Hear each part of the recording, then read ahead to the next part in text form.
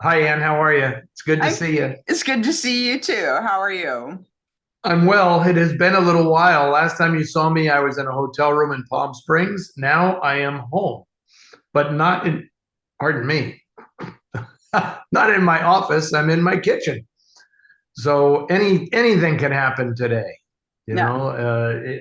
I'm curious if we're going to get a tizzy sighting. You I see, love that you have so many bitters. It's like on a little rotating thing. oh, good eyesight. Yes, that's the bitters tray. That's not even my bar setup. I hate to tell Yeah. you. That's just in the kitchen. So there's a whole other one in the next room, and then out there there's a whole other cocktail lounge. Huh. And you're out of focus. Why are you Okay. out of focus? I don't know. It's a There good you go. question. Now you're Okay. back in focus. I don't know what So just hopefully. happened. I thought, oh my God, I started drinking early and you're out of No, focus. no, No, no, no. no. It's the camera. Okay, very good. And it looks like a Charlotte on the couch. Charlotte's on the couch on the red cushion. Yeah. Okay, very good. You see over my shoulder, you can see Tizzy's Yeah. water bowl back there in the other room. So who knows? There may be a Tizzy sighting. Or if she comes in this room, I may just grab her and throw her on camera, get everybody excited. Yeah. Since we're talking about cats, I did want to share a story from my personal life. Okay. So my ex recently, I went down to check on him. He was really ill. I had to like call the ambulance, and so he went to the hospital. And he had mentioned he hadn't seen his cat, and then like the next morning, he's calling from the hospital saying, "I don't know where Tyrion. I don't know where Tyrion is," which is one of his two cats. And he's like, when I get back, I had to put up a notice and stuff, and maybe talk to Joey, the building manager. So I know Joey now, so I just texted him and said, "Hey, Brendan's cat is gotten out of the apartment and this is what he looks like. And can you maybe put up a notice?" And he was like, "Well, when I'm back in the building, I'll go door to door and stuff." So okay, great, Joey. So then Tuesday rolls around and I um Joey's in the building that day and he's like, "Okay, the cat's been spotted. He's been just wandering the corridors and stuff." And I was like, "Okay." And he goes, and then it's like later, "Oh yeah, he's on the second floor." And then it was like, I tried to pick him up, but he clawed me, which is really funny because Uh-oh. Tyrion is normally a very gentle cat. It's like, okay. So then I said, Joe, don't, I'll figure it out when I get there. And he said, okay, he's still on the second floor. And I closed the door to the stairway, so it should be fine. So Brendan and I get back to his place and someone's opened the door. Cat's not on the second floor and stuff. So I'm like, and Brendan was having like mobility issues because his blood pressure was really low. And so as I just stay here, I'll find the cat. So I go up like all five floors of the building looking for the cat. I can't find him. I can't find him. I can't find him. And I noticed like neighbors had been leaving food out for him. And people talk bad about the Tenderloin, but people are really neighborly in this neighborhood. And so it's the cat's to be somewhere. And then Brendan gets out, out of his apartment. He's looking around, and then all of a sudden it hits me, and I know where the cat is.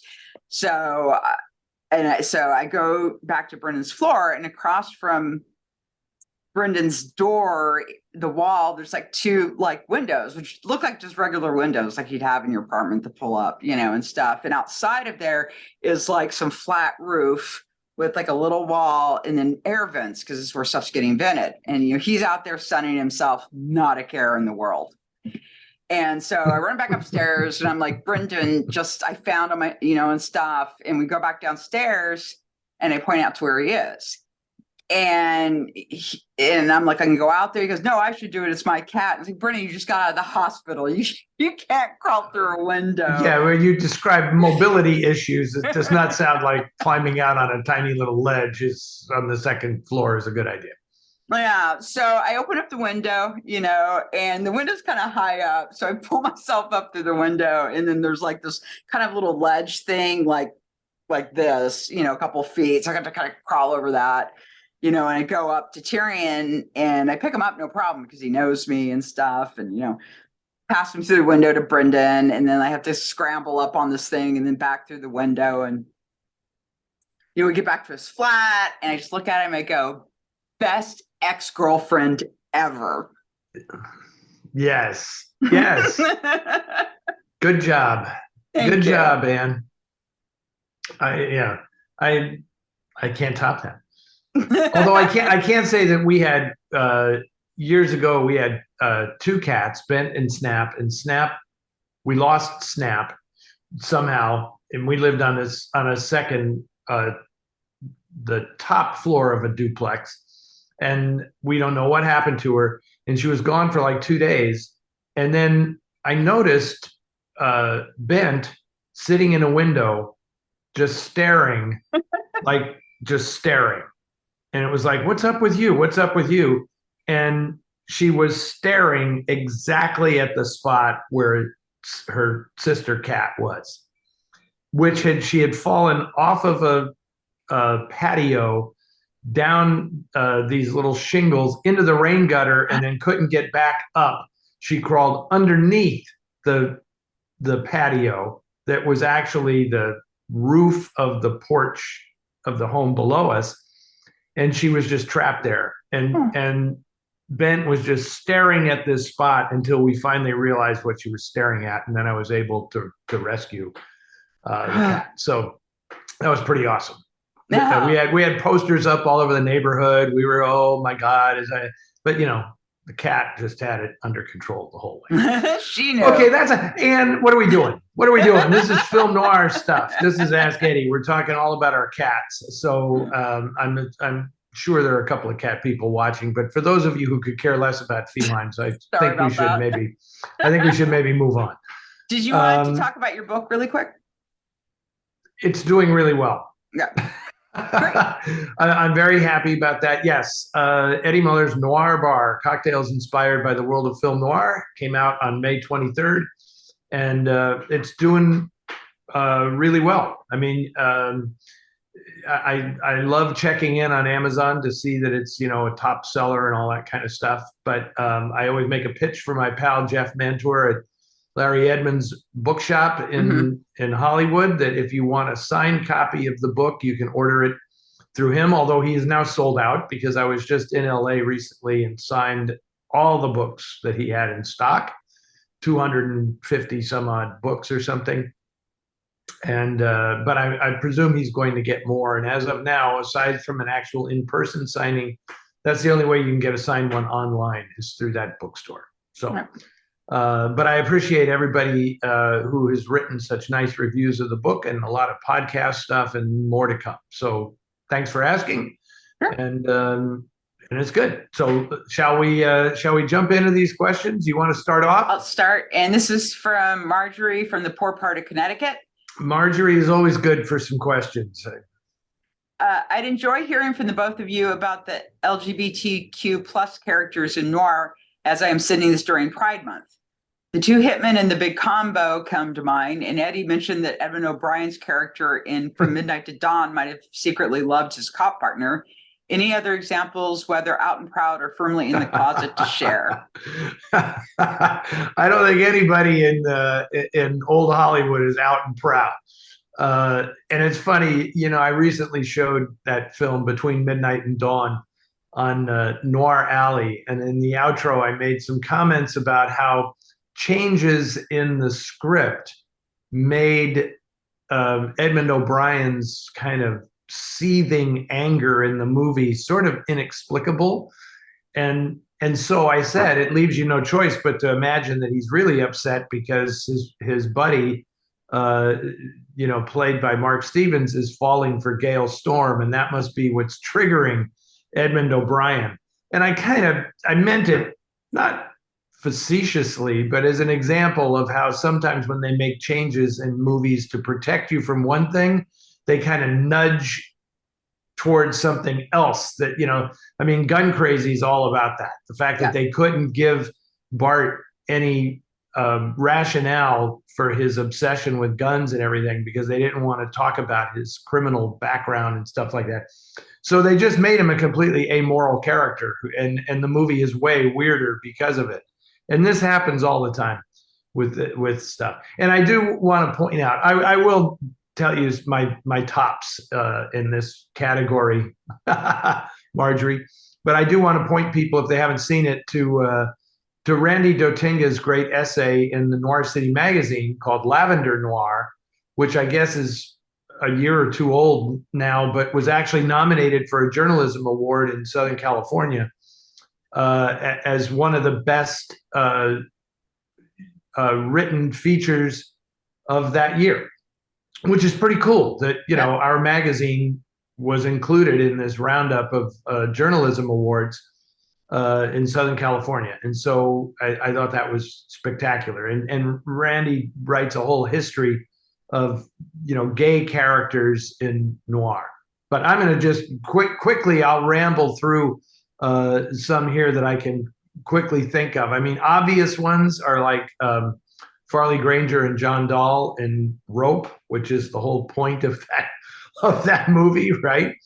John Hodiak and Wendell Corey in Desert Fury, and almost Mary Astor and Liz Scott in Desert Fury is like runner-up because the relation, even though they're mother and daughter, the relationship seems so gay, it's kind of miraculous. You know, there are all kinds of gay characters in the Maltese Falcon. I mean, Casper Gutman and Wilmer Cook obviously have a thing going on there, and Joel Cairo is obviously gay as well. So Hammett might win the prize for you know, inclusion of the most gay characters in a story. How about I don't know how you feel about this, but I think that Eli Wallach and Robert Keith in the lineup are yeah, I can see that. Are particular. There's a real rough trade thing with those guys in that movie. Yeah.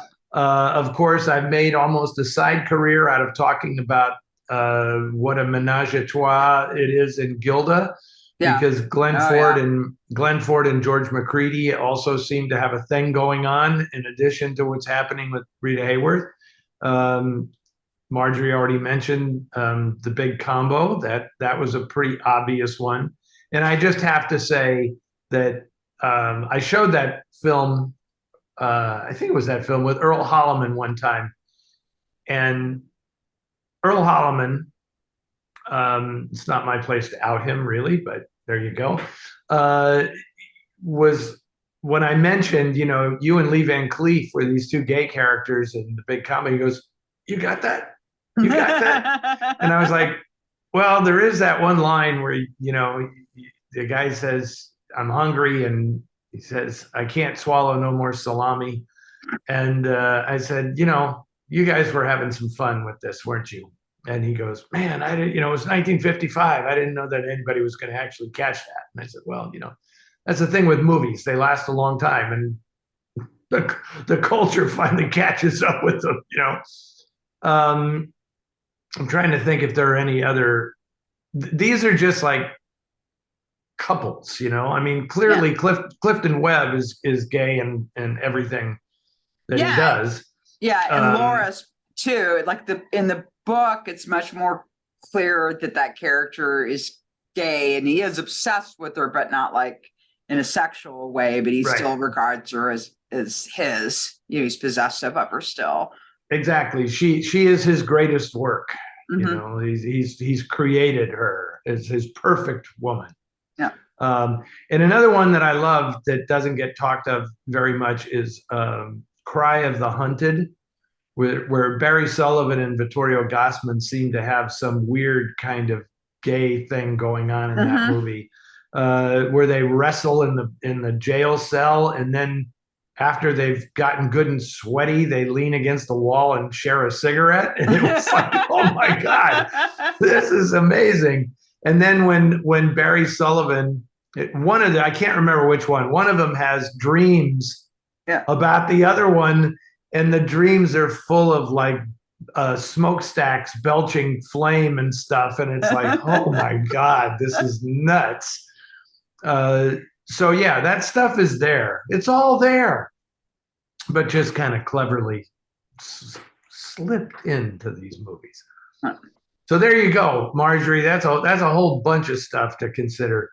And I also did a thing years ago I made up a list of, and all those were on it. There might have Yeah. been a few others as well. Okay. Hey, you want to read the next one? Yeah, sure. Our friend Michael from Post Falls, Idaho, who I don't think we've done a show for the last 2 years or something that hasn't had a question from Michael in Post Falls, Idaho. And he asks, this is the tough one. This is a tough question because he says, are there any restorations in the, Flicker Alley pipeline to be put out on Blu-ray and DVD for this year? And of course, I never like to talk about this stuff in advance because I feel I'm very superstitious about it. But yes, there is. We're doing another Argentine film. Will be restored. It's one we've done a preservation of, but not a full restoration. And so we finally got it together to embark on the restoration of the film. No abras nunca esa puerta, never open that door, which is based on Cornell Woolrich stories. And that will be coming out. I don't know exactly when the Flicker Alley thing will happen, but I'm looking to show that the restored film as part of the Noir City Film Festival at the beginning of 2024. So there you go. Cool. Okay, and this is Vince from Arizona. Have you ever considered the Orpheum Theater in Phoenix, Arizona for a Noir City showing? If you visit the website, you will agree it is true movie palace. Also, are there any great film noirs from the golden age? They're not readily available. Okay, Vince. No, we have not considered the Orpheum Theater in Phoenix. I'm just going to be honest. I mean, I'm starting to wear out a little bit. It's a little tough right now. As we're recording this, Foster Hirsch is introducing films in Boston at the Brattle Theater as part of Noir City.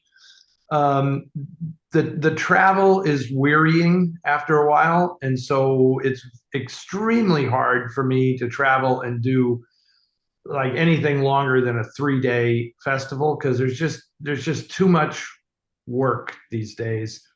Although I have gotten pretty good about working while on the road, just the travel is a little wearying. So while we have added Philadelphia to the roster this year in July, I'm not looking to add any more right now, but we'll see how it goes. It doesn't mean that I'm talking about myself. I'm not talking about Noir City, right? My participation in Noir City, I may be looking to not curtail it, but not expand it.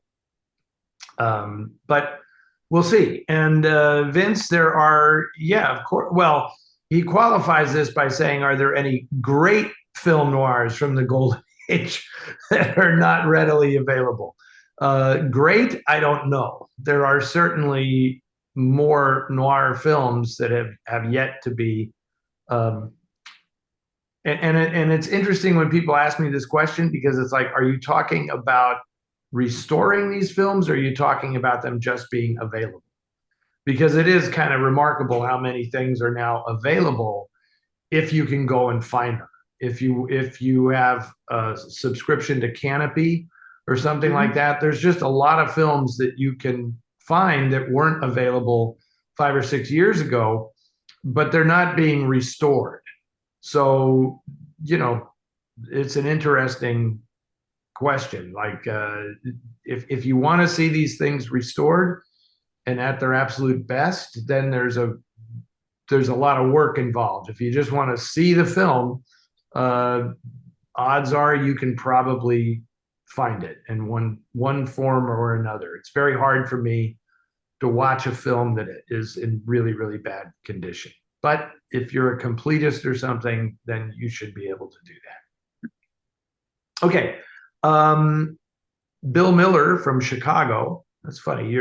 Bill Miller that's the third Bill Miller that I know. I don't know you, Bill, but I know 2 other Bill Millers, both of whom have passed away. So I know this isn't either of those Bill Millers. In a recent show, we said that the 13th letter is unavailable for showing because of rights issues. Oh boy, are there any other noirs that similarly cannot be shown because of such issues? I assume that Christmas Holiday is one of. Yeah, I've spoken about Christmas Holiday before, that there are rights issues that are keeping that kind of tangled up. But once again, I know that it's out there, and you can kind of find it on YouTube. Up, I shouldn't even say this, but kind of uploaded illegally, because these people that do this do not have the rights to do that. But it is at times kind of nice to see a movie that's otherwise trapped. But there are a number of these films where this happens. I mean, The Devil Thumbs a Ride, which we've talked about previously, will not be on Blu-ray or DVD. Alan Rohde, our colleague, just showed it in Palm Springs at the Art Lions Film Festival there. I've shown it in Washington, D.C. at a Noir City festival because we don't charge admission.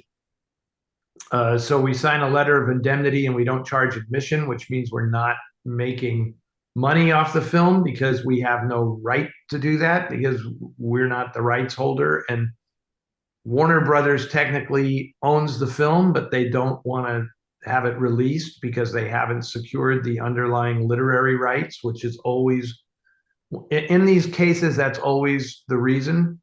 So, like, there's an MGM film, Rogue Cop, written by William McGivern, that is suffering the same fate. I don't understand it at all, because obviously there are a bunch of other William McGivern novels turned into movies, like The Big Heat and Shield for Murder and Hell on Frisco Bay and Odds Against Tomorrow, all made in the 1950s, all of which are available.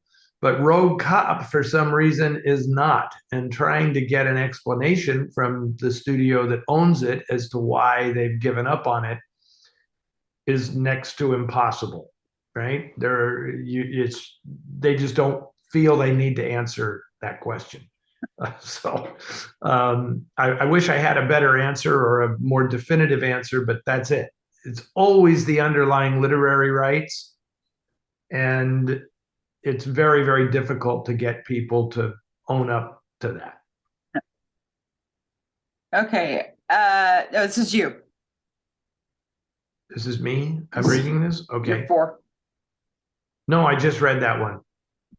Oh, I just read the 13th letter one. Sorry. This one is Harry from Westchester, Pennsylvania. Who do you consider the best cinematographer of the classic film era? Anne, what's your choice? John Alton. John Alton. See, I thought we'd get that one right out of the way because I knew you were going to say that. He's the most distinctive. I will say John Alton is the most distinctive. And if I had to pick one cinematographer who is synonymous with noir, I'm obviously going to pick John Alton. But I think it's interesting to think of this question in terms of the studios themselves, because as we pointed out, during the noir era, every studio was making these movies. That's why it was a movement, right? So to me, it's like the question is, who was the noir cinematographer at each studio? Who was like the greatest cinematographer at each studio? So, and that's why Alton is so interesting, because he never really worked for one specific studio. He freelanced around town and made pictures for everybody. And like his greatest pictures were for Eagle Lion, which wasn't even a major studio, right? But I would say at Universal, it was Woody Bridell, who photographed The Killers and a bunch of other stuff. At 20th Century Fox, it was probably, at the start, it was Norbert Brodin, who did Kiss of Death and Thieves Highway and other stuff. And then also Joe MacDonald was a really great, I mean, not specifically a noir cinematographer, but he was really, really good. Let's see. At RKO, I'm going to say Nicholas Musaraka. At Paramount, it's unquestionably John Seitz, who photographed Double Indemnity and The Big Clock and a bunch of other stuff.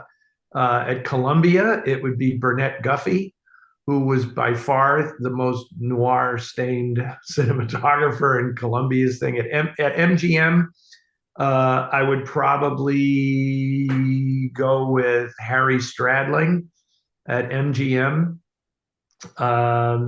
or maybe Robert Surtees, who was also, I think, at MGM. What studios am I free? Oh, at Warner Brothers.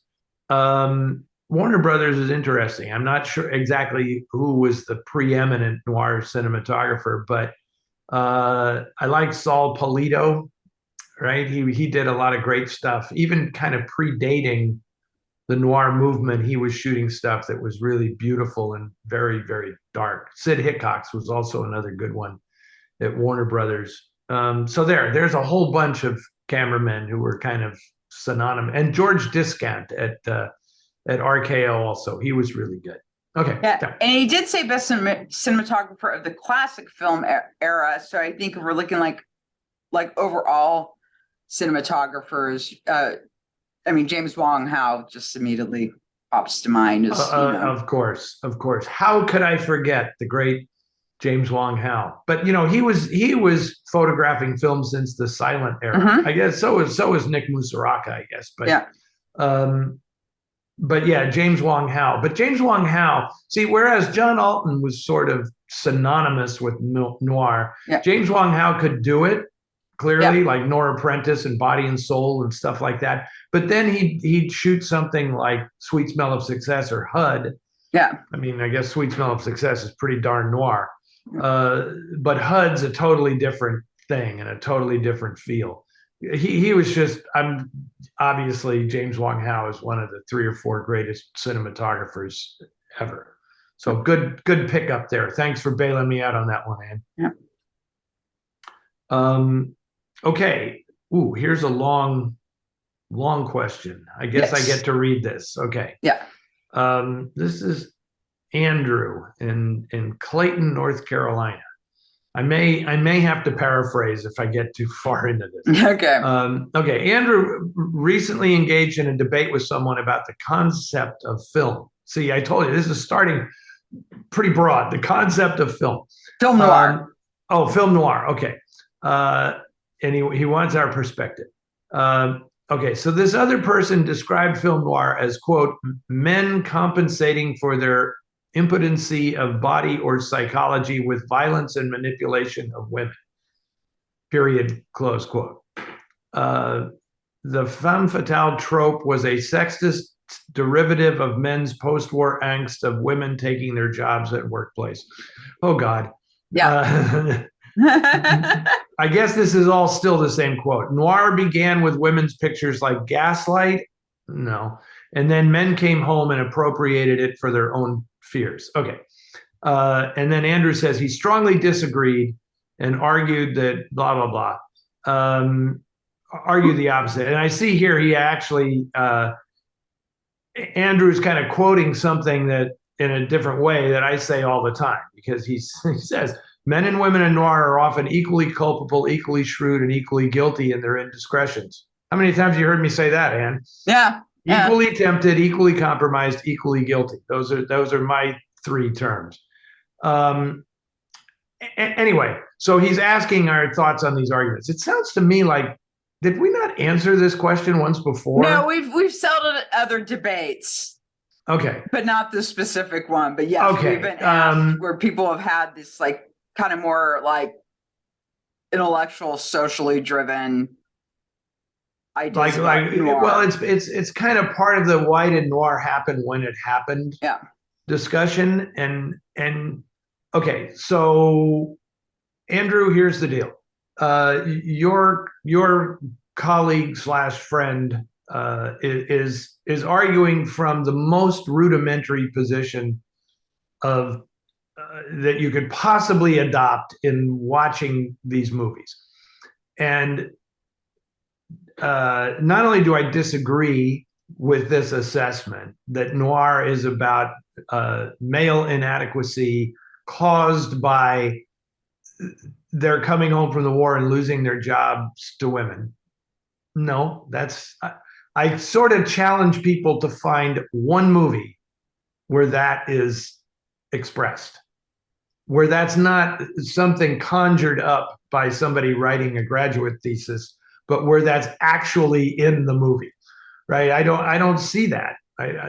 Maybe The Best Years of Our Lives has a tiny smidgen of that in it, maybe, but I certainly don't see it in any crime pictures.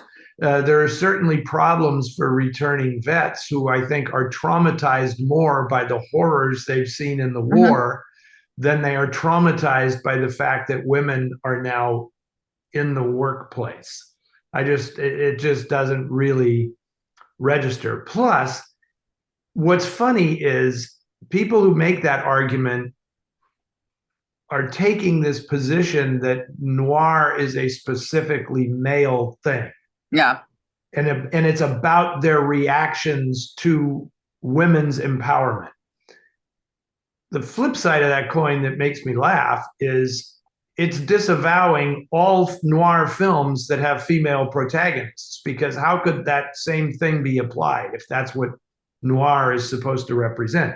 So you're immediately discounting Mildred Pierce as a post-war noir, or Sorry, Wrong Number, or Nora Prentice, or The Man I Love, or any of these movies that have prominent, basically everything that Crawford was in from Mildred Pierce on, or Stanwyck, or any of these things. So I just don't buy it.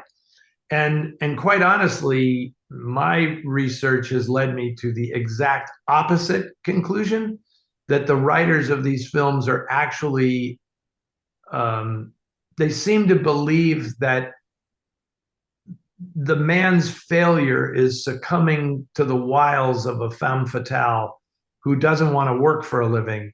Because if they only understood that the woman who works for a living and is self-reliant and self-sufficient is the better bet, everything would turn out okay.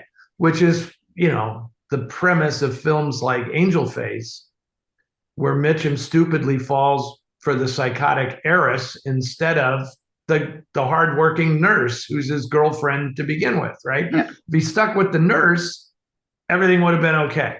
If every character ever played by Ella Raines in a movie is the answer to the man's problems is Ella Raines.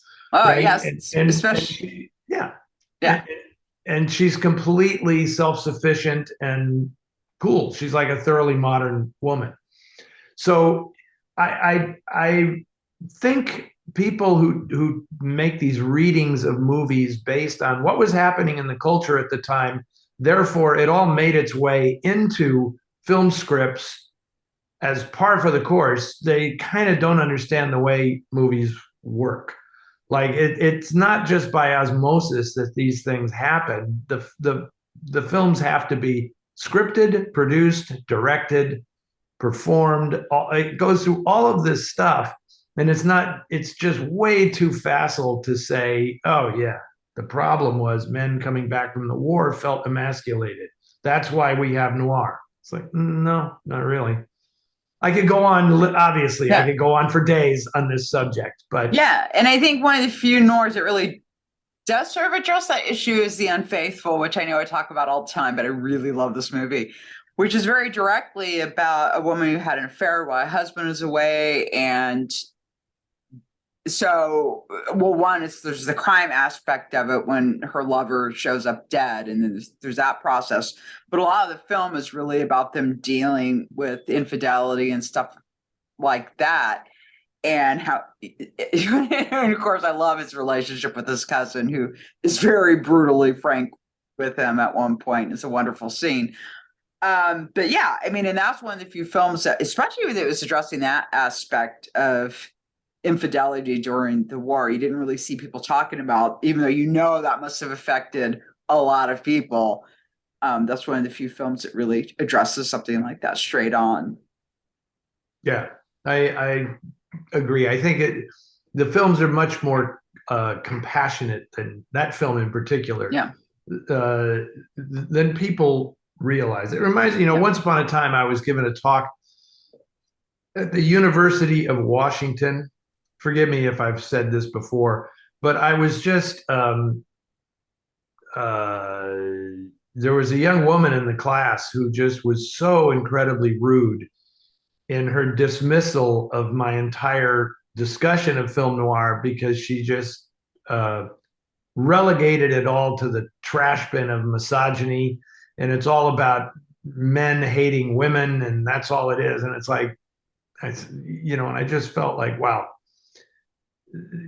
she was maybe 20 years old, and it's like you're denying yourself a whole world of understanding of these movies by copying that received, I'm not going to call it wisdom because it's not, but that received notion of that's what noir is all about.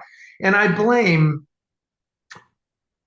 much, much older film, quote unquote, scholars for writing that original history of noir, because it was a really cheap and easy take on what's happening in these movies. I mean, noir films address something much broader in the system and in the culture and in the world at large. I mean, there is an existential crisis at the core of a lot of these stories, but it's not just as simple as goddamn women took my job.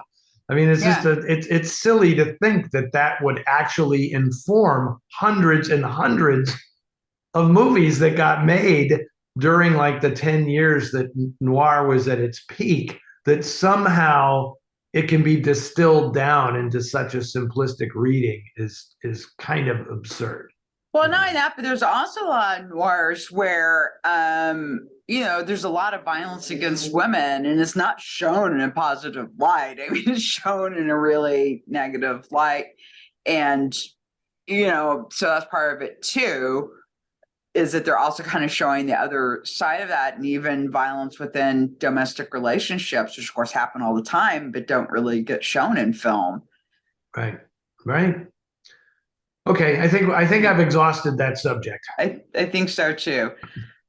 This is from Stephen from Allen, Texas. TCM showed Not as a Stranger, and I thoroughly enjoyed it. IMDb says that the movie is a film noir. I can't see it. What do you think? I don't see it either. I will say that many of the participants in that film, like Robert Mitchum, principally, and Gloria Graham, made noir. And I think in many cases, people are stretching the definition because they want another one. They want another Robert Mitchum noir. And like they think they're going to discover it by labeling something that might be a dark drama in black and white with people who've made noir films as a film noir, but that really isn't at all. I mean, that's a medical drama, and it's a Stanley Kramer directed film, so it's already going to be. I realize that he made The Sniper, but by virtue of it being a Stanley Kramer film, it's a little more socially conscious than your normal noir drama. And it's also, I believe, the screenplay is actually written by the same husband and wife who wrote The Sniper. But no. And Olivia de Havilland is a tough call. Was Olivia de Havilland in anything that was, The Dark Mirror. Yeah. The Ad Max, The Dark Mirror is like the only film. The Snake Pit, you could say, has noirish overtones, but it's really a message picture, a socially conscious message picture. But other than that, I don't know that Olivia de Havilland was really in too many noir films. Yeah. Anyway, but I see that a lot. It's like people want to call The Cobweb a noir film because Lauren Bacall, Richard Widmark, and Gloria Graham are in it. But it's not. It's not a noir film at all. It's a film about how curtains can destroy people's lives. Exactly. It's a good film, by the way.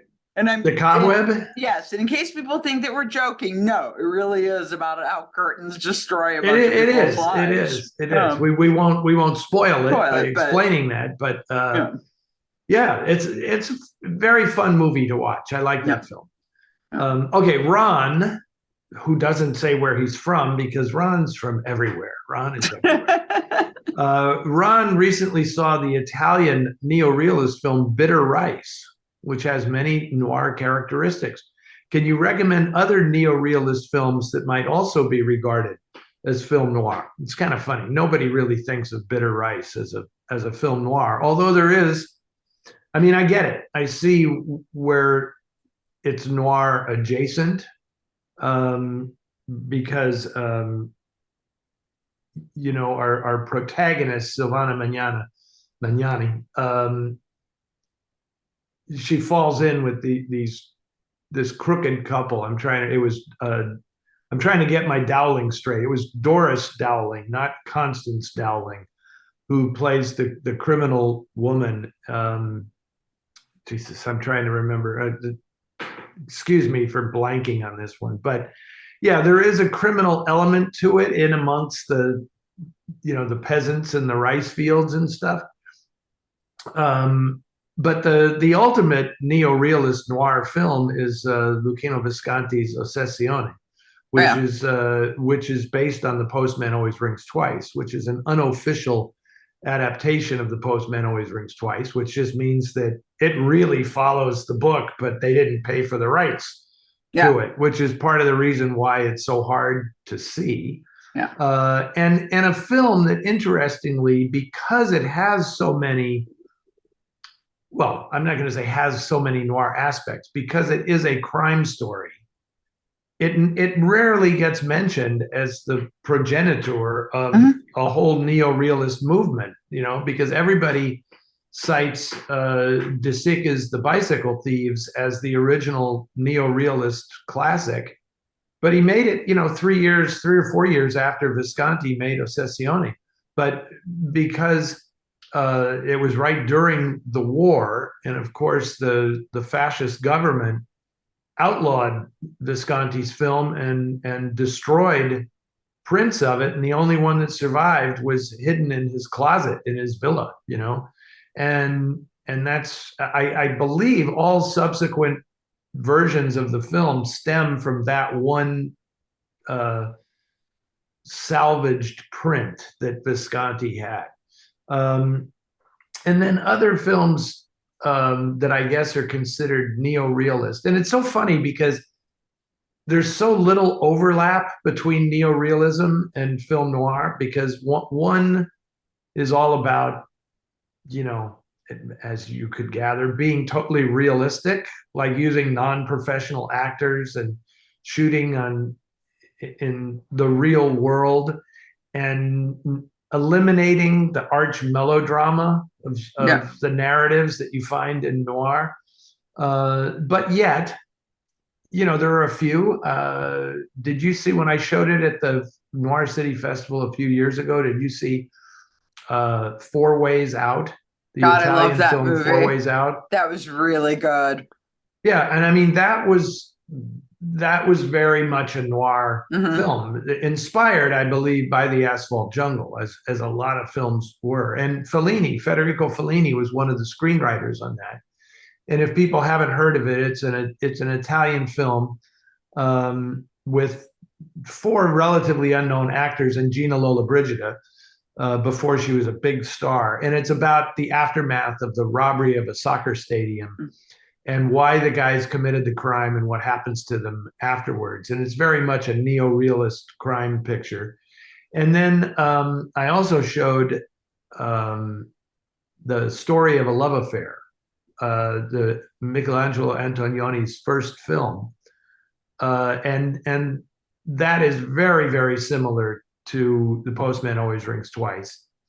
And it's not really a neo-realist film. It's what they called a white telephone movie, because it was about the affluent people in Italian society and the kind who had white telephones. And so it's really, really a good film. And nobody thinks of Antonioni as a neo-realist filmmaker. He's a super stylized, maker of art films.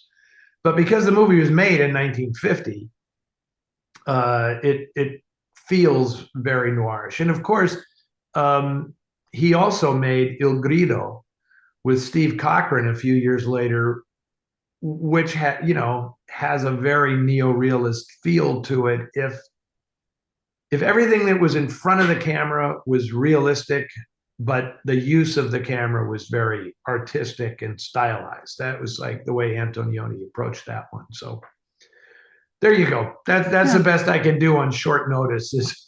So there are 4 movies for you that I think fit the bill. And this net one is Paul from Fargo Land. It's hard to think of a movie more detested, shunned, and now ignored than Executive Action, a 1973 political drama directed by David Miller and written by Dalton Trumbo that blames the assassination of President John F. Kennedy on a right-wing capitalist conspiracy. I think the movie is better than its reputation, though. Trumbo's conspiracy theory may be purely speculative, but the ice-cold detachment of plotters Burt Lancaster and Robert Ryan is chilling. Given the Noir portfolios of these artists, I felt like I was watching the ultimate triumph of Noir villains. I'd welcome any comments you have about Executive Action. Have you seen this movie? I have not seen it, no. It's interesting. It's more historical curiosity, I think. Because it doesn't quite work. It's pretty daring for its time. And I think when it came out in 73, that's 10 years after the assassination, and a whole cottage industry had developed about conspiracy theories around the assassination. And I think Trumbo's script is really good. And obviously Burt Lancaster and Robert Ryan are both terrific in this film. Burt Lancaster had like a little side gig playing these monstrous villains of the 1960s, I think in 7 Days in May and stuff like that, where he was like, and then didn't he do it again in Twilight's Last Gleaming, where he was like the crazed general who's going to take everybody with him when he blows up the world. And, but it just doesn't quite work for me. Because it's not a very energetically made film, dare I say, as opposed to like Oliver Stone's JFK, which is, he just goes all out. He unleashes everything in that film. And whether you buy the theories or not, there's much more momentum and drama in Stone's film than there is in Executive Action. But good on Dalton Trumbo for going there when he did. I don't know the backstory of that movie, like who produced it and what the deal was, but it's interesting that you finally get the government off your back after years of being blacklisted, and then you write a movie alleging that there's a government conspiracy to kill the president of the United States. So Dalton Trumbo is not afraid to ruffle the feathers, All right. Dan says, I recently watched Journey into Light from 1951, starring Sterling Hayden, and found it emotionally moving, something I cannot usually say about film noir movies. Are there any film noir that you find especially moving? Also, do you consider this to be a quote unquote religious noir? Have you seen the movie? Have you seen Journey into Light? No, I have not. It's a really interesting, but I'm sorry to say, not a particularly good film in my estimation. Stuart Heisler directed it, and I kind of wish somebody else had done it, because I feel like he was overworked at the time he made this film. And the film was restored actually not that many years ago by the UCLA Film and Television Archive, probably as much for its depiction of Skid Row in Los Angeles as for its theme. And it's a really, really interesting movie. It just doesn't work completely. And it's a film about redemption, because the premise of this, Anne, is really, really great. It's about a minister. Sterling Hayden plays this minister who loses his faith because his wife, so he's not a Catholic priest, his wife is an alcoholic who honestly can't deal with the fact that he loves God more than her. Yeah. That's kind of it in a nutshell, right? He's very dismissive of her and her problems because he believes in this higher power. And she kills herself. And I'm not giving away any spoilers. This happens very, very early in the movie. In fact, the first scene of the movie is fantastic, where he's giving a sermon in his church, and she staggers in drunk and walks into the church, and all the parishioners see her and know, like God, that's his wife, and she's loaded, and and then she ends up killing herself, which makes him question his faith, and then he becomes a derelict on Skid Row in LA, and it's really interesting. I think there could be a great film in it. In fact, it's not unlike Paul Schrader's first Reformed, about a crisis of faith, a man of the cloth undergoing a crisis of faith. They'd make an interesting double bill, maybe. But in the end, I think it doesn't quite become noir, and the redemption happens so fast that it just feels a little forced. So, I mean, the only other religious noirs that I can think of course, are I Confess, and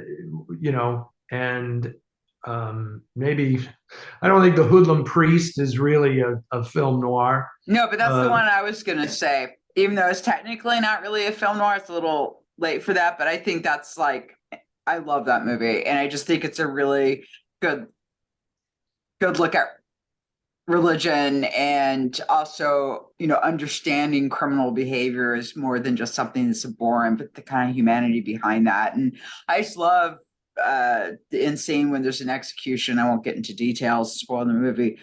And there's one guy protesting the death penalty there. And it's just so moving to see this one guy by himself, because that's, how he feels about it. And he's not afraid just to go out there and say it, even though no one else is supporting his point of view. So that had an emotional impact on you. It really did. Yeah. It's interesting. And as I wrote about this in Dark City, that it was interesting that The Wrong Man has a religious undercurrent in it that makes it, for better or worse, it kind of makes it a religious movie in a sense. And Alfred Hitchcock always questioned whether it was a good idea to have, I don't want to be a spoiler here, but something miraculous, quote unquote miraculous, happens in the movie following Henry Fonda's. He's exhausted all practical and human devices to exonerate himself, and so he prays, and then the solution comes.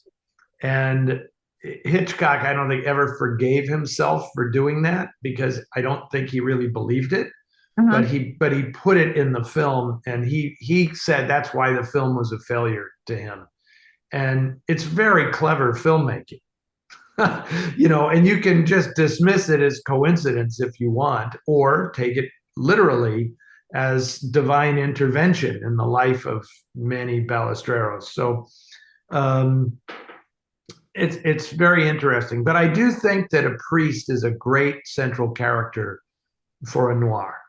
And when I'm watching Journey into Light, when I watched it for the first time like 5 or 6 years ago, it's Sterling Hayden.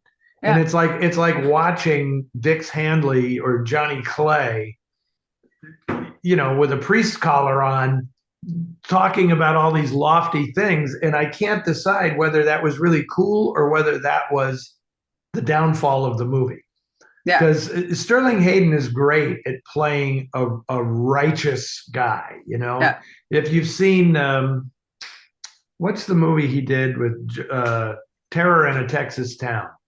Where he's the Swede. He's got a terrible Swedish accent, but he's a very righteous guy that they're trying to run off his property and all this. And he's great in roles like that. But sometimes it's a little hard to believe. He's much easier to believe delivering lines in The Asphalt Jungle and The Killing and in Crime Wave than he is delivering sermons about good and evil and all that stuff. So makes me wonder if Robert Mitchum had not been around to do Night of the Hunter, if Charles Lawton would have cast Sterling Hayden in that part, because they have kind of the same like overbearing male presence and the big, it's the same thing when Mitchum does his thing, about how, Eve was the original sinner and all that stuff. You can kind of hear Sterling Hayden doing it the same way. Yeah, but I think that Mitchum, not in that film, but I think a difference between like Mitchum and Sterling Hayden was I think Mitchum could really display a vulnerability, especially when you see him something like the story of G.I. Is the story of G.I. Joe? Oh, yeah. I mean, that is just not how you think of Mitchum, but he's totally able to do it. I love that movie. Watch that again. One of my favorite war movies, actually, and he is just great in it. And a quick shout out to Freddie Steele in that movie for looking for the phonograph needles so he could hear his son's voice on the record that he carries with him. My God, what a brilliant bit of business that is. Anyway, okay. Whose turn is it? It's my turn. And this is for our friend Doug from Silver Spring. One great American crime writer you've never mentioned is John D. MacDonald, the creator of Travis McGee, who's probably best known to Noir fans as the author of The Executioner, which is the basis of both versions of Cape Fear. MacDonald himself considered Victor Nunez's 1984 adaptation of his novel, A Flash of Green, to be the best film version of his work. What did you two think of MacDonald's work, and have either of you seen A Flash of Green? Okay, it's The Executioners with an S, just if people want to go look for the book that Cape Fear is based on. Interesting. I love John D. MacDonald. I love the Travis McGee books. It's a mystery to me why there were no more good adaptations of those books.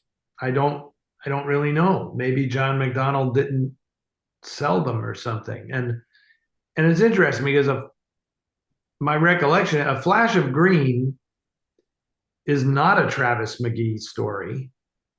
Although, God, I hope I got this right. I mean, all the Travis McGee books had a color in the title, right? The Dreadful Lemon Sky and all that kind of stuff.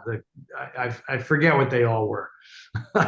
But A Flash of Green, I don't think was a Travis McGee book. And I know that the movie was pretty good. I have seen the movie, and Ed Harris played the main character, who I think is a reporter or something, if my memory serves. He's not a salvage expert like Travis McGee.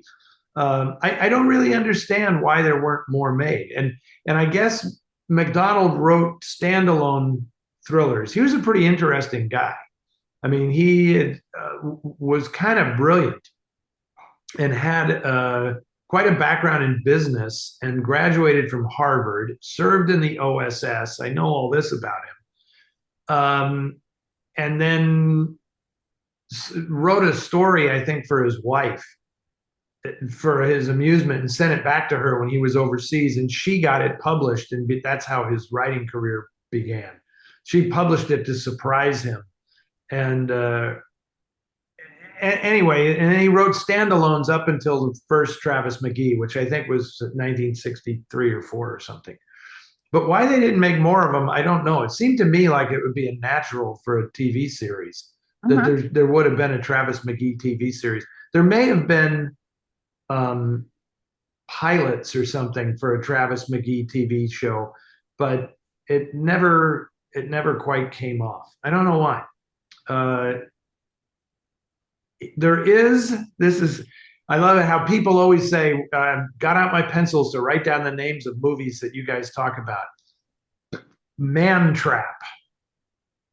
Man Trap is the unknown John MacDonald adaptation that, believe it or not, have you ever seen this movie, Ann? What, the British Noir? No, it was made in San Francisco Okay.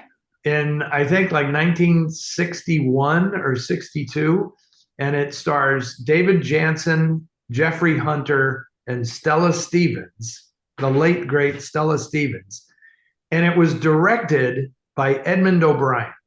Okay. Uh, and it's really not very good. Yeah. But it's really fun to watch, especially if you're in San Francisco. Didn't you? Because I remember writing it up for the news page at some point.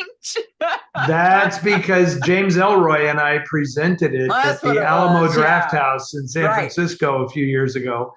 You know, yeah, I think that was a pre-COVID thing. And James is great because people know that I know James, and they say, "Do you think you can get James to come out to do a show or something?" And I'll ask James, "Do you want to do this?" And he goes, "Only if we can show something really weird and esoteric, you know." And he was the one who said, "Let's show Man Trap." You know, and then invariably what happens is we do this, and then James watches it, and then he goes, "Oh, that was terrible.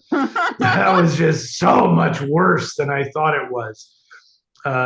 Although David Jansen is always fun as far as I'm concerned, and I will watch anything with Stella Stevens in it. Yeah. Speaking of which, there was another. I know there was another John MacDonald that I loved when I was younger. He did a TV movie called Linda that Stella Stevens was the star of, where she was a stone cold femme fatale character. It was actually a great premise. I don't recall the TV movie being very good, but Stella Stevens was in it. And it was about a woman who knows her husband is having an affair. And so she kills the other woman and frames her husband for her murder. I mean, what a great premise for a noir story, right? So we have John MacDonald to thank for that. There you go. Okay, so I think, is this me now? Yeah, this is me. Sam from Iowa says, one of the many pleasures of viewing classic films noir is spotting the various ways in which the filmmakers circumvent the Hays Code and express graphic violence, etc., despite the limitations forced upon them with clever filmmaking techniques. And he cites as an example The Web from 1947, where Vincent Price shoots somebody with a handgun, and just as it goes off, the picture cuts to a shot of a dump truck with the gate popping open and a heap of coal spilling out. The implication is that it is blood and viscera gushing out of the poor sap's mortal wound. I love it when the people send in questions that aren't really questions, but they're like paragraphs out of an essay or something. I'm not teasing you, Sam from Iowa, but I'm just saying that, like, you know, they give us more than a simple question, you know. Yeah. Can you think of any other good examples of this sort of Hays Code circumvention in which a film is able to express graphic content without explicitly showing it? Okay. Anne, do you have any particular favorites in that regard? Well, I mean, the one that just always shocked me the most, but they don't really, I mean, it's more just like a cutaway in people's reactions, though. It's like not a raw deal when Raymond Burr throws the burning drink in the woman's face. I mean, it's a flaming cocktail, in case you guys are wondering. Well, it's a dessert. It's cherries Jubilee. Okay. Cherries Jubilee. Yeah, and it's just like, what the? But I mean, and that's more just sort of a cutaway, and then sound, and then people's reactions, which, you know what I mean, rather than cutting to something symbolic. You know, well, like, of course.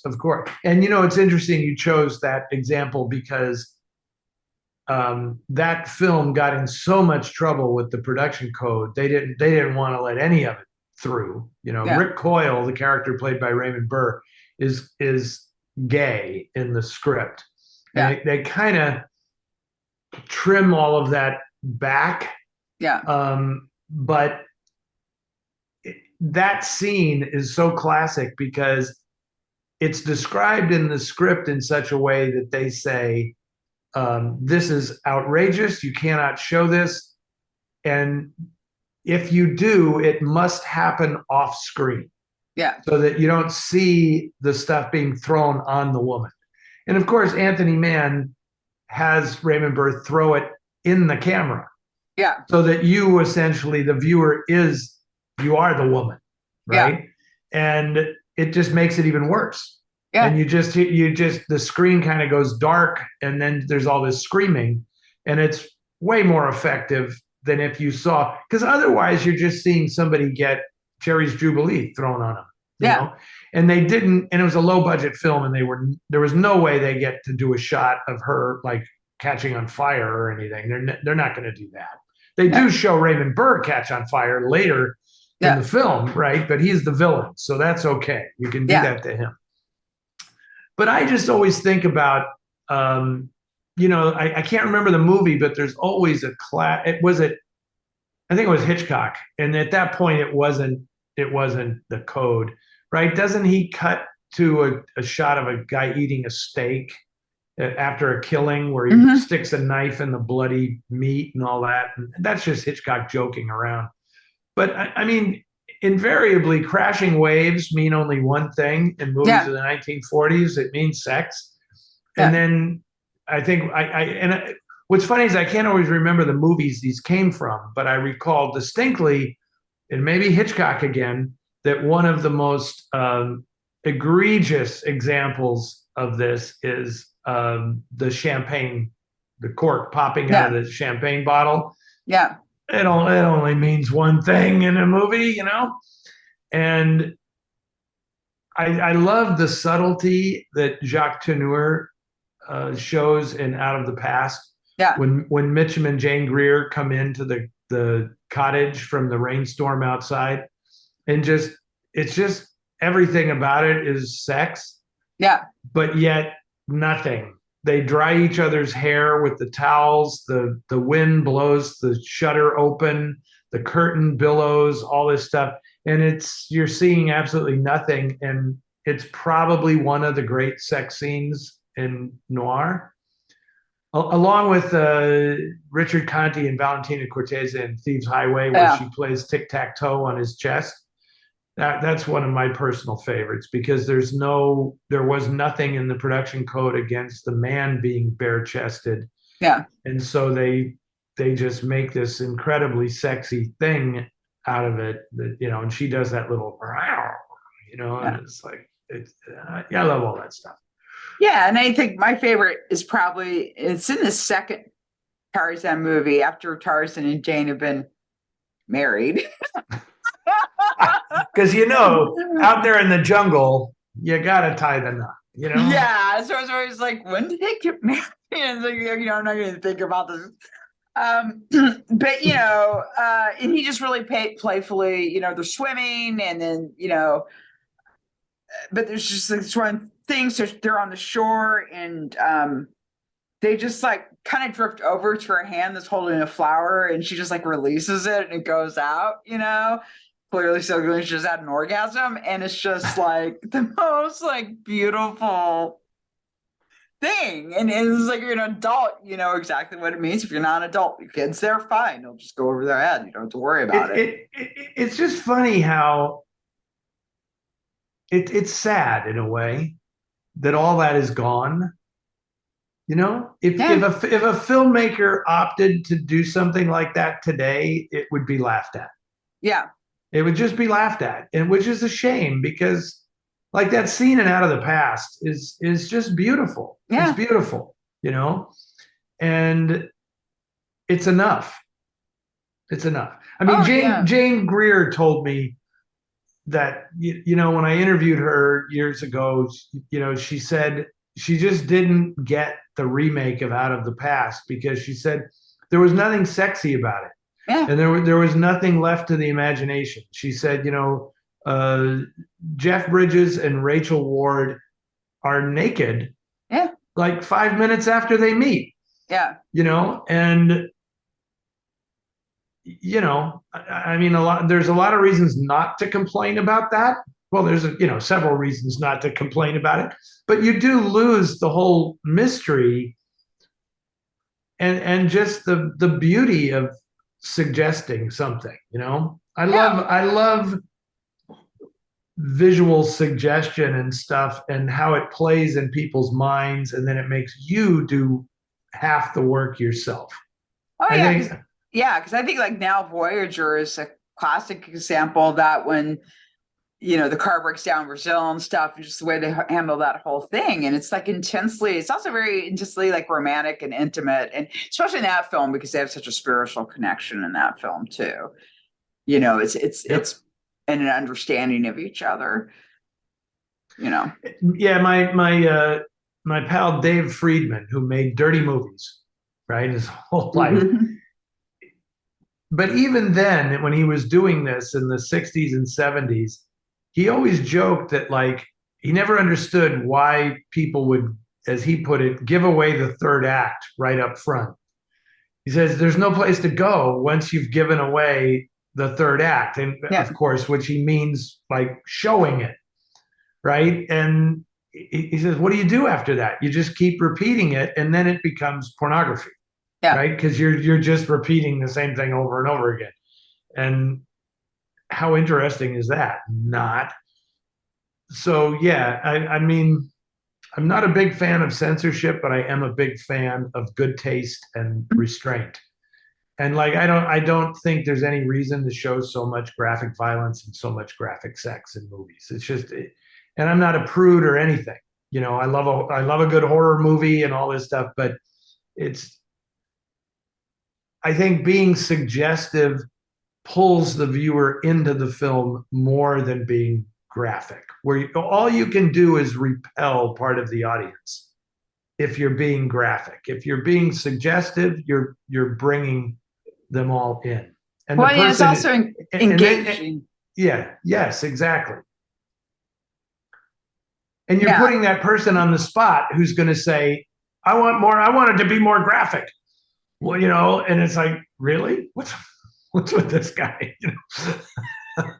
Yeah, and I think like a good example of that was like Arch Obler's radio show, Lights Out.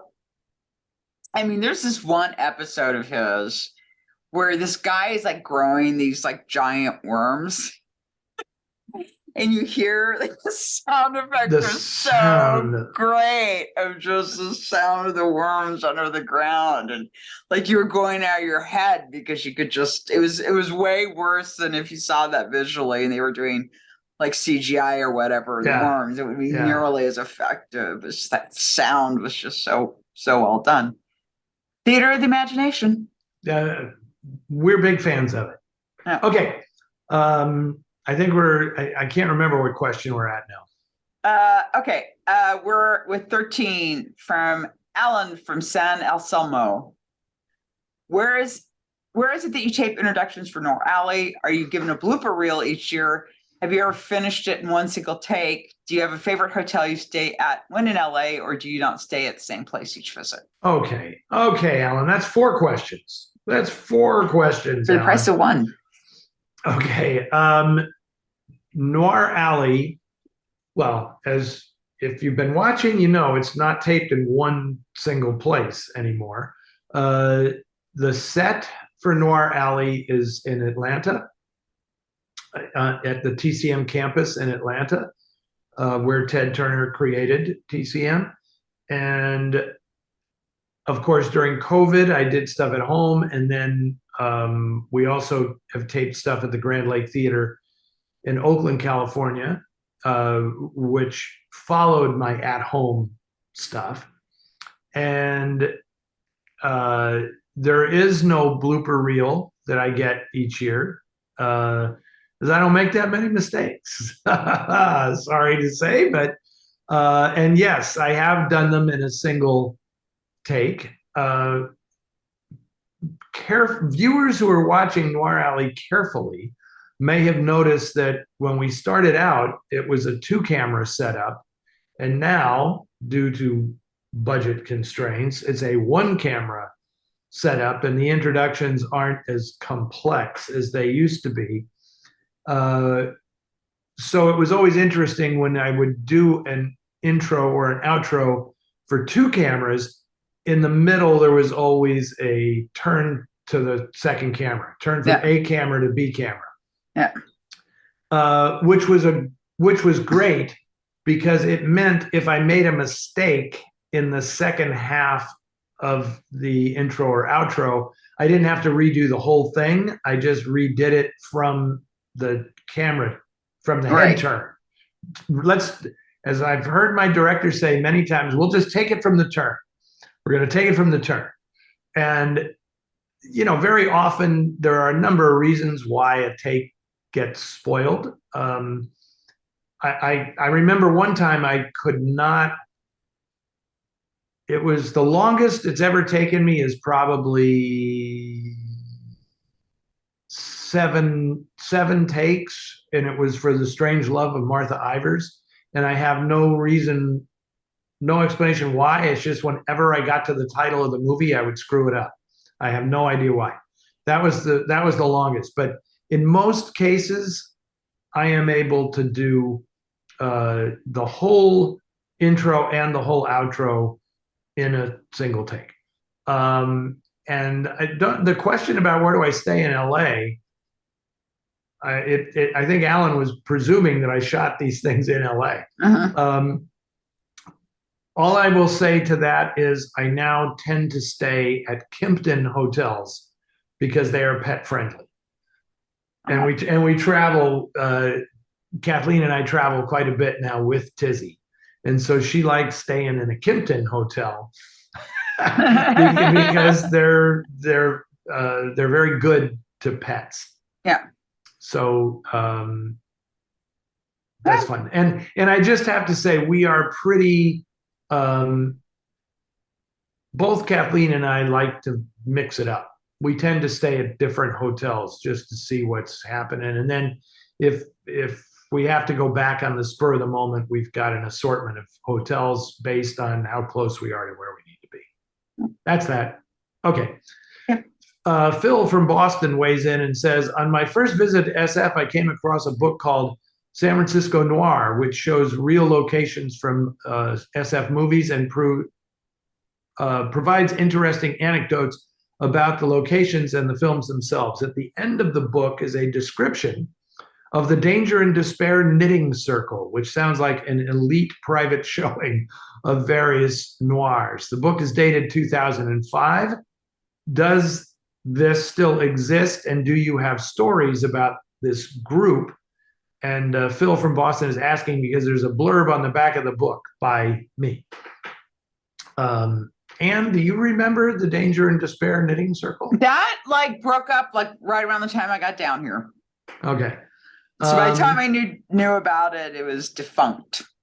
Yes. And what I will say about this is Nathaniel Rich is the author of that book, San Francisco Noir. One of the early Noir City film festivals in San Francisco was the inspiration for his writing that book. He is the son of Frank Rich, who was the well-known theater critic in New York. And Nathaniel, that was his first book. I believe he has several others since then. And it was nice. He did a nice job putting that whole thing together.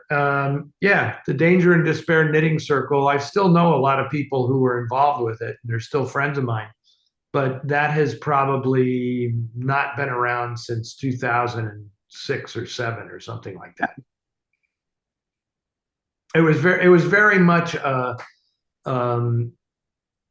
by invitation only kind of thing. I guess you could call it like a film rave, because there were private collectors who didn't donate, they loaned their films for screenings, 16 millimeter or video screenings or something.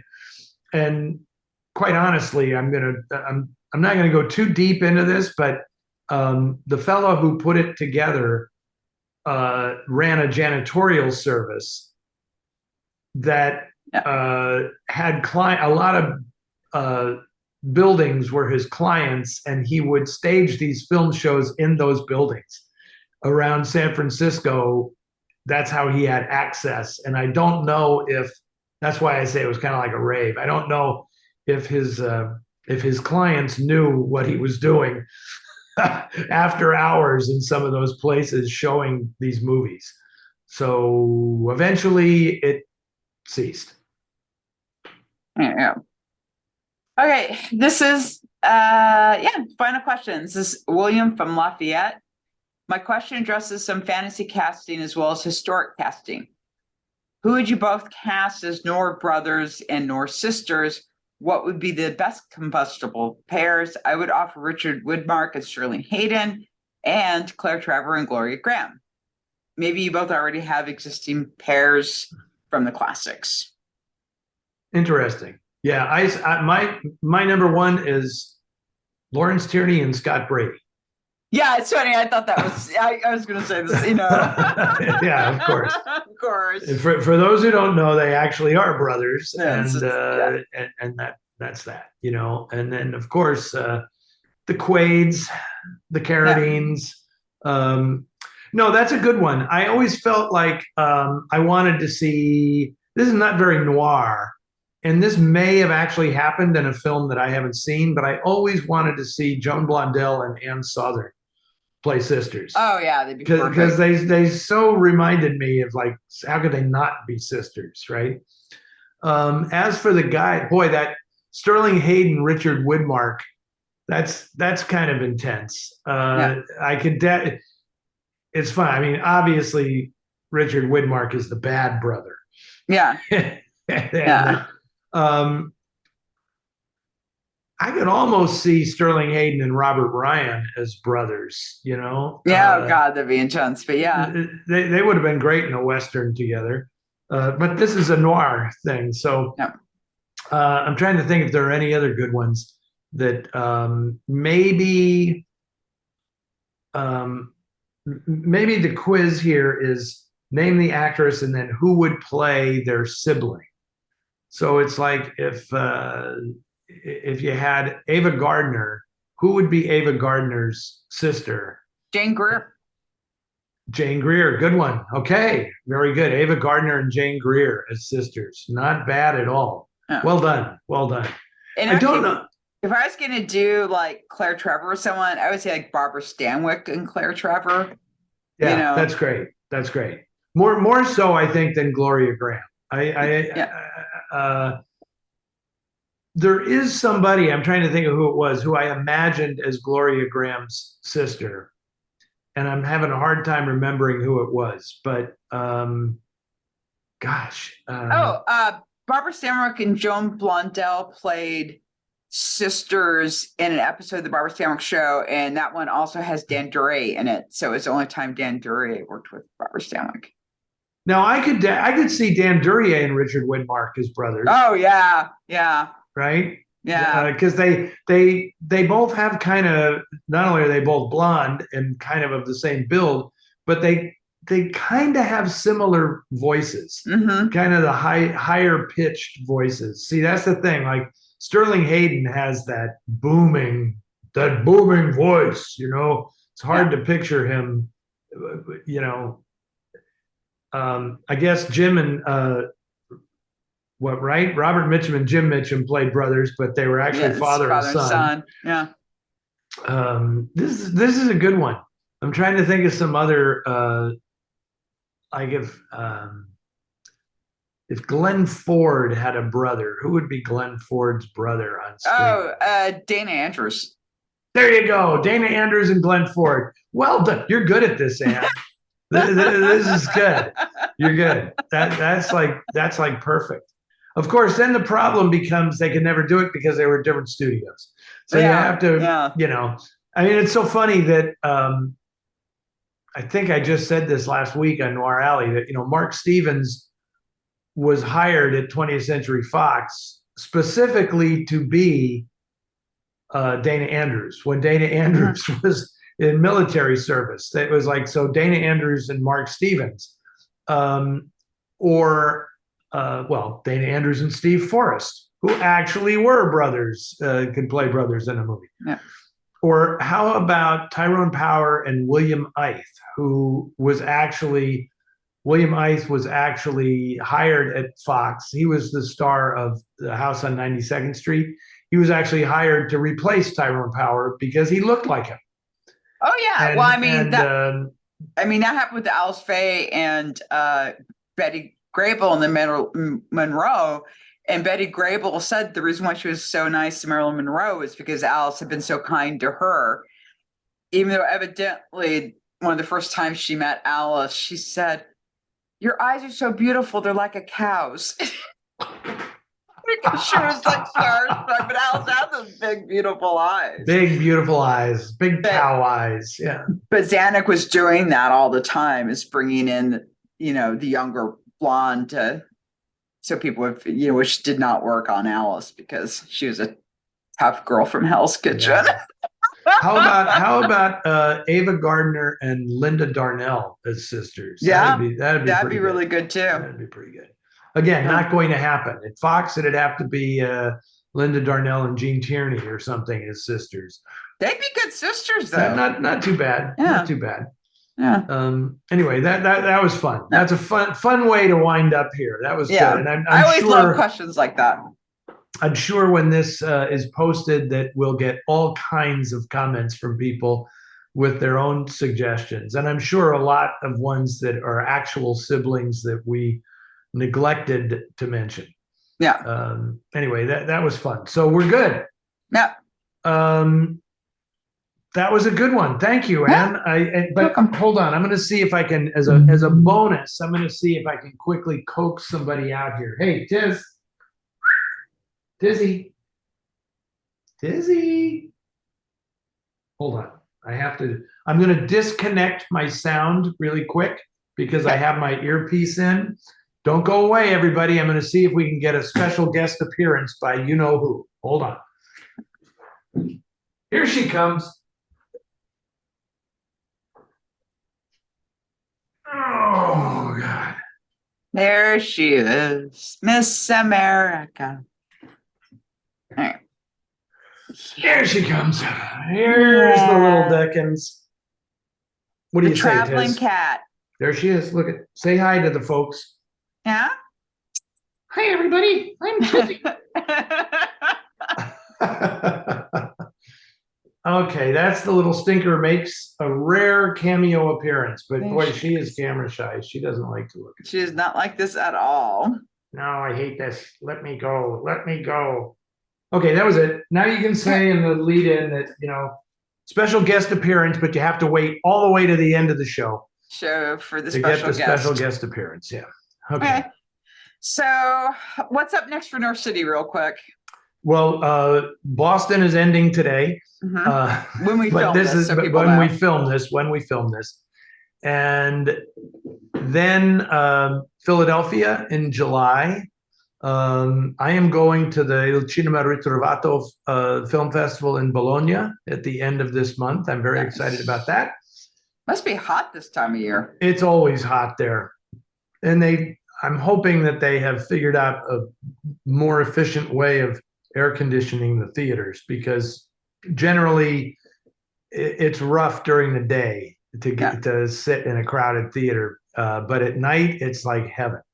It's heaven in the theaters. And of course, they have screenings in the piazza, where you sit outside and you drink wine and have gelato and watch movies. It's fantastic. Sounds nice. And then all kinds of stuff after that. Then, of course, the Noir City in LA will be back in August on the West Side at the Aero Theater. We're putting that program together right now. And that's about it. I mean, I'm working on a whole bunch of other stuff. The next issue of the Noir City magazine is well underway. It will be a true crime issue. How do they get Noir City magazine, Eddie? They become a patron of the Film Noir Foundation by donating $20 or more, which entitles you to the Noir City magazine that comes out either 3 or 4 times a year, depending on how well we do. And that's how you get it. Yes, and it's the digital version, and you have to sign up on our email list, or we are not able to send you the link to download it. Exactly. So anticipating perhaps a future question on Ask Eddie that people would say, Eddie, what are the most significant noir films based on true crimes? I'm writing that story for the next issue of the Noir City magazine. And it's going to be great. Imogen Smith, who is like the greatest, who is now the editor of the magazine, is writing a fabulous piece on the look of true crime and how it changed over the years in movies, which I think is just fascinating. Danilo Castro is writing an article about movies based on cold cases, like unsolved crimes. Yeah. Hollywood's unsolved mysteries. And there's a lot of great stuff in the issue about just the backstories of movies that you know that were based on true crime, both classic ones and newer ones. Like Rachel Walther wrote a fabulous piece about Dog Day Afternoon, the actual story that inspired Dog Day Afternoon, and its aftermath, like what happened to the people who were involved in all of that. It's really interesting. Steve Cronenberg writes a great piece about Targets, the Peter Bogdanovich film. I love that movie. Yeah, which was, it's a Boris Karloff's swan song, But I mean, how, it's so significant for the way it's the intersection of old movies and the new terror, because it was kind of based on Charles Whitman and his shootings from the Texas Tower, top of the Texas Tower. So there's all this and more. So people should donate. Yeah. And it was so good to see you, cat rescuer that you are. Congratulations. I'm glad Brendan is home and feeling well.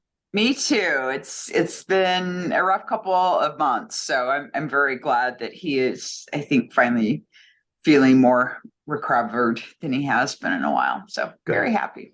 Good. And I want people to keep coming with the really great questions. I know doing this, I don't know how long we've been doing this now, Anne, like several years. Several years now, yeah. Several years now. Yeah. And so it's like programming a film festival. Sometimes I feel like, haven't we had this question before?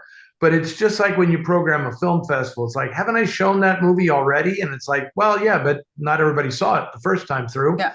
So you bring it back again. And even though I felt like I had answered that question before about, male emasculation in the post-war environment. Yeah. That's a classic that I'll always bring back. It'll always come up at some point because someone will say that to somebody else and they'll be like, really? I never miss an opportunity to refute that very simplistic interpretation of film noir.